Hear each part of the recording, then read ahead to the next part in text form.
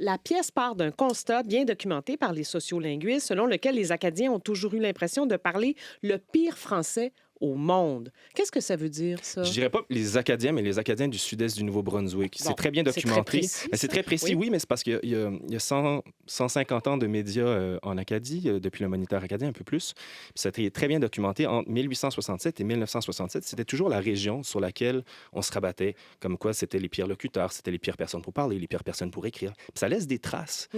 Ce discours-là, c'est plus réalisé, notamment à cause du CHIAC. Le CHIAC, le fait que ce soit nommé, c'est une certaine victoire, mais c'est aussi une cible d'attaque. Puis on en parle très mal, sans savoir exactement de quoi on parle.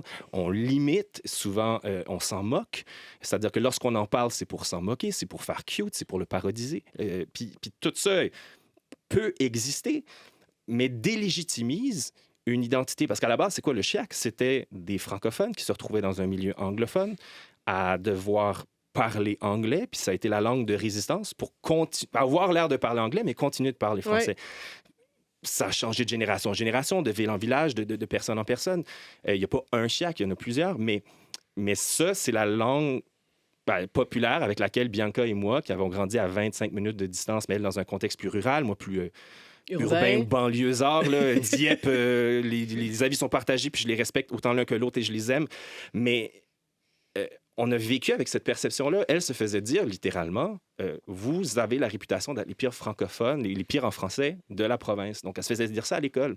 Mais comment est-ce qu'on veut développer un rapport affectif à la langue, un rapport réel, de fierté aussi? Oui, parce que vous avez dit que vous avez eu honte. Oui. J'ai découvert à 33 ans, honte de ma langue, honte du monde d'où ma langue vient. Moi, depuis toujours, en fait, on me questionne d'où je viens, on s'étonne d'apprendre que je suis acadien. On pense me complimenter en me disant que je parle bien pour un Acadien, que je parle bien pour un gars du Nouveau-Brunswick, que je parle bien pour un gars du Sud-Est, que j'ai pas d'accent lorsque je viens au Québec parce que je suis capable de...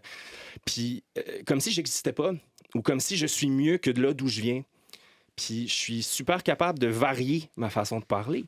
Puis, c'était fascinant parce que j'ai tellement eu honte d'avoir honte que l'idée même d'avoir honte, je me permettais pas de la vivre. Jusqu'à 33 ans, je n'ai 35, ça fait 2 ans, Marie-Louise, à peu près au mois de mai, il y a 2 ans, que j'ai été capable de le nommer pour la première fois puis de le faire comme il faut. Puis je deviens émotif en le parlant parce que j'opposais forcément la honte puis la fierté. Puis je me donnais pas le droit d'avoir honte parce que c'était important d'être fier. Puis j'avais l'impression que c'était un échec de ne pas être fier puis de tout ce que je prêtais comme flanc si j'étais capable de nommer ma honte.